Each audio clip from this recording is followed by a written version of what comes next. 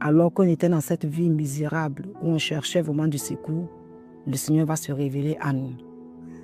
C'était aux environs de 17 heures, on a vu un groupe de personnes, 5 frères au total qui chantaient. Et dans le chant, il disait que de tout péché, Jésus va te sauver. Sincèrement, on ne sait pas qui s'appelle Jésus, je ne sais pas qu'est-ce qu'on appelle péché, mais on s'est senti vraiment attiré vers ces personnes. Et donc, j'ai appelé ma jumelle, et leur dit Mariam, elle s'appelle Mariam. Elle dit Mariam, viens, on va aller écouter ces personnes. C'est ainsi que nous sommes partis avec eux. Ils ont chanté.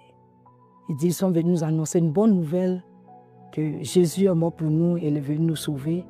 Bon, il y avait cette joie-là, on ne sait pas de quoi ils parlaient, mais quand même, il y avait cette joie-là parce qu'on était encore très petite. Et puis, ils nous ont dit, bon, si vous partez la nuit, dormez. Demain, c'était un samedi, le lendemain, dimanche, venez, on va faire le culte ensemble. C'est ainsi que nous sommes partis. Et ce qui nous a marqué, le même esprit qui venait chaque nuit pour rester avec nous, parce que ce que je ne vous ai pas dit, l'esprit qui venait chaque nuit, on sait à quel moment il vient, mais arrivé à un certain moment, vous vous endormez et le lendemain, à votre réveil, vous êtes toutes de nuit.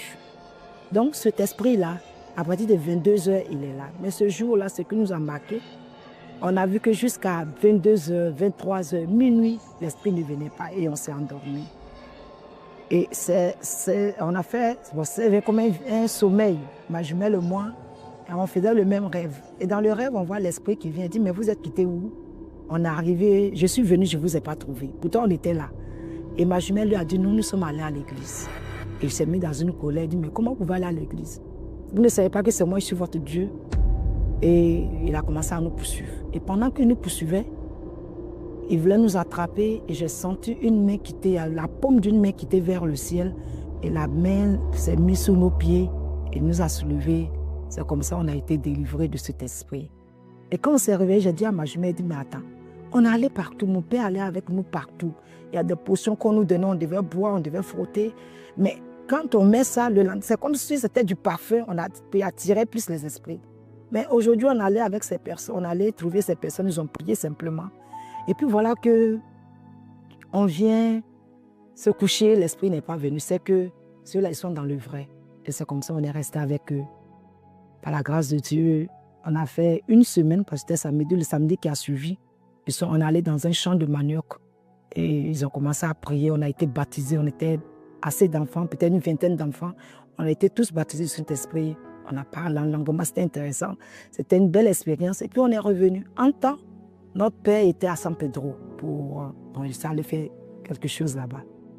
Et mon père arrive le samedi, pendant qu'on revenait, il a vu des gens, bon, il ne savait pas ce qui se passait.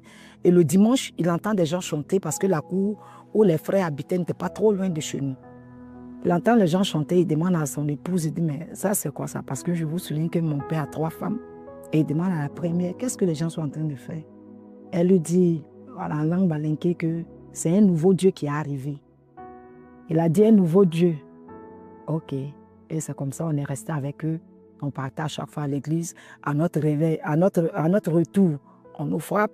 Est-ce que vous allez partir? Non, papa, on ne retourne plus, on ne va plus partir. Mais à chaque fois que les gens chantent, tu sens que tu attires. Le Saint-Esprit vous attire vers ces personnes. On va les trouver prier avec eux. Nous sommes conscients qu'à notre retour, on va nous frapper. Mais ce qu'on ressentait en étant dans la présence de Dieu était tellement fort qu'à chaque fois, on partait avec les parents, on partait vraiment trouver ses frères pour prier. Et c'est comme ça qu'on a fait.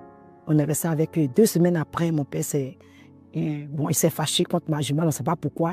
Et puis, il l'a mise dehors.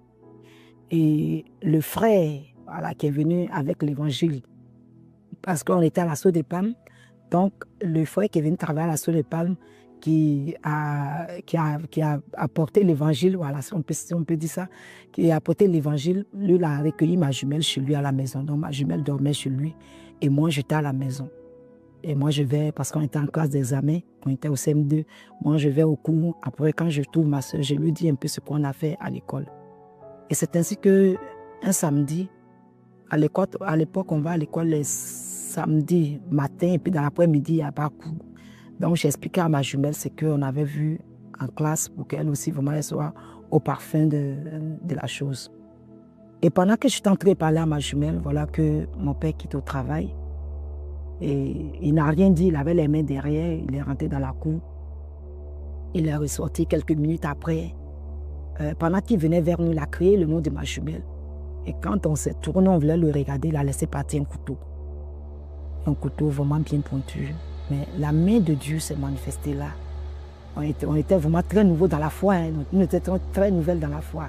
Et quand il a lancé le couteau, on a senti une main qui tenait le couteau. Le couteau allait jusqu'à notre niveau et le couteau s'est retourné, venu directement vers mon père et le couteau s'est posé par terre. Mais quand il a vu cette scène, il a regardé, il a vu le couteau. Il nous regarde, donc nous sommes encore arrêtés. Il dit, attends, vous êtes des sorciers. Et ma jumelle a dit, non papa, parce qu'on était vraiment étonnés de ce qu'on a vu, on n'a jamais vu ce genre de miracle. Et il a commencé à nous poursuivre. Bon, il a poursuivi d'abord ma soeur, moi je suis arrêtée, je pensais un peu vraiment à la scène que je viens de voir. Il a poursuivi ma soeur, on était toutes petites. Donc elle a couru, bon, elle a échappé, elle est rentrée quelque part, il n'a pas vu. Et il est revenu derrière moi. Il dit, mais toi aussi tu es dedans. J'ai dit, non papa, il dit si. Et il a commencé à me poursuivre. Vraiment, partout où je passe, papa est derrière moi. Je ne savais plus où rentrer. Et finalement, j'ai pris la voie qui mène à Abidjan parce que de là où on était à Abidjan, ça faisait 6 km. Donc j'ai pris la voie, je courais. Il était aux environs de 18 h, donc il faisait un peu noir. Et puis, à un moment, je sentais sa main sur moi et j'ai crié Jésus. Quand je dis Jésus, c'est comme du feu qui a brûlé mon père. Il m'a relâché, il a poussé un cri et puis il m'a relâché. Et moi, je continuais de courir. Et pendant que je courais, je n'entends plus de pas derrière moi. Je me suis arrêtée et je vois mon père qui était derrière, qui tournait sur lui, mais qui disait, elle est où? Si elle t'attrape aujourd'hui, je vais te tuer. Je t'attrape aujourd'hui, je vais te gorger. Donc j'ai compris que le Saint-Esprit a travaillé là. Je me suis retournée, je suis venue passer à côté de mon père. Il ne m'a pas vu, Dieu l'a frappé d'aveuglement, il tournait toujours sur lui. Et je suis allée taper la porte. Le frère a ouvert, j'ai vu ma soeur, je suis rentrée. Elle m'a demandé, il te poursuivait aussi, il dit oui. Et nous sommes restés, on a fait 2 semaines avec le frère